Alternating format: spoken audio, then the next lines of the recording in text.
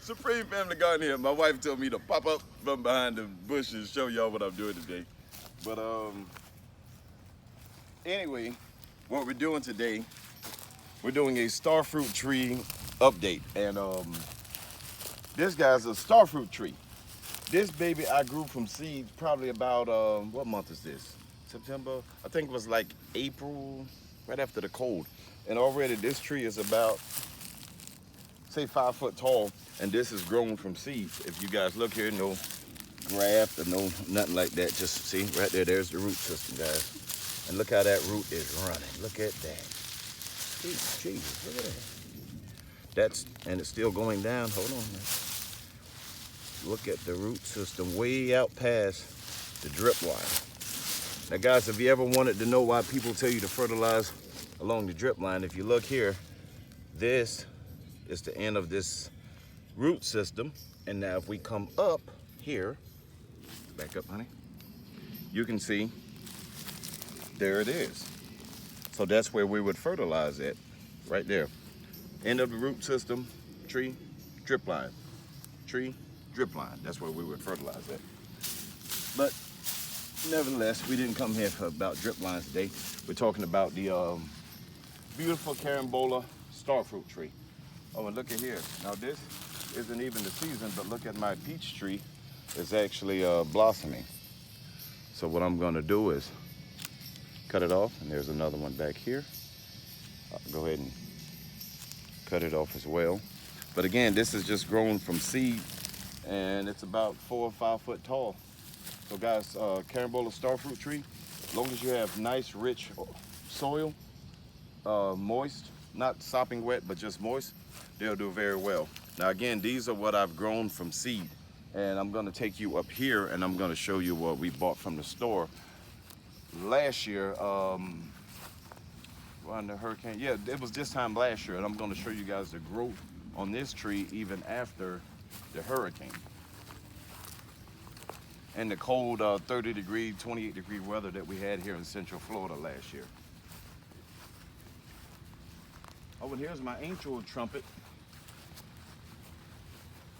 Now guys, we bought this tree about 3 years ago in a, I think like a little less than a 1 gallon pot. And actually I didn't know what it was. My mother had bought it for me, and I just planted it in the ground, being a nice son. And I didn't want to trash it. I didn't like it. You know, I don't do flowers. If I can't eat it, I don't really want the tree. But anyway, look at it now. It's a beautiful tree. Yeah, that's about what you think. About 10 foot tall, angel trumpet. And if you look down here and see, bring it in, honey. Now guys, every year I cut this thing back because again, I didn't know what in the heck it was. So I'm gonna show you guys here. Like it lost this. These are areas where actually I might as well go ahead and touch that now while I'm standing here looking at it. But yeah, this is how this thing has grown, man, in 3 years. And this is one tree, and see how it's branching out here from the bottom. It's a beautiful angel trumpet here. This is, again, this is the soil. The key to its life right here.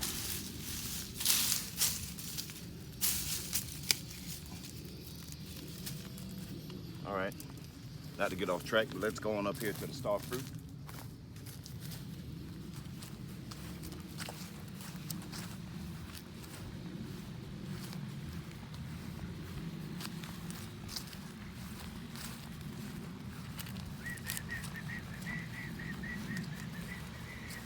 Well, it's hot today. It's 93 degrees here in Central Florida. All right, guys. Now here, this is another carambola starfruit tree. And when I bought this tree last year, it was about 4 foot tall. And actually, if you come inside here, honey, I can show them where I cut it out. In that area right there, I need to cut that a little bit more while I'm looking at it.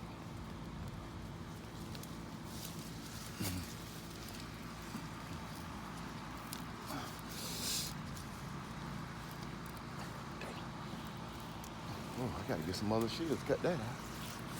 That's a tough branch. Made me break a sweat. All right, and this is my star fruit tree.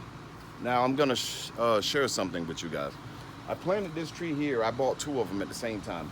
I planted one here to see what's gonna happen with all the cold and yada yada yada, because this is like my little tropical island with my mangoes, my avocados, and all of that stuff. So I'm like, okay, I'm gonna plant them in different parts of the yard to see which does better. Now, this one I didn't have to cover this one as much because when the wind was coming this way, the house and the garage and everything was blocking it. But on the flip side of that, it doesn't get a lot of sunlight. So now if you see here, with all the trees up above, it blocked a lot of that frost last year, which kept it alive. But on the same token, it didn't grow as much as the one I'm going to take you guys to and show you here in a moment. So we're gonna trolley on back here in the back.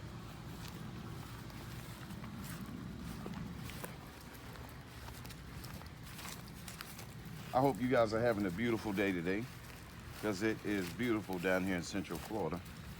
I was mowing the grass a little bit today, but now I have baseball practice, but I figured I'd make a video before I head out to baseball.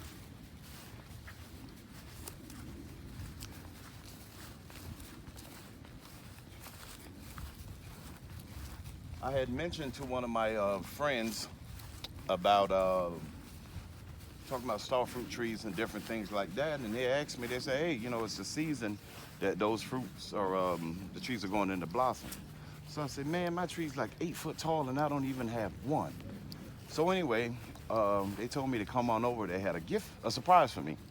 So I go over there the other day, and sure enough, he had a star fruit tree for Osu. And I didn't want to take it because I felt bad. But then as I got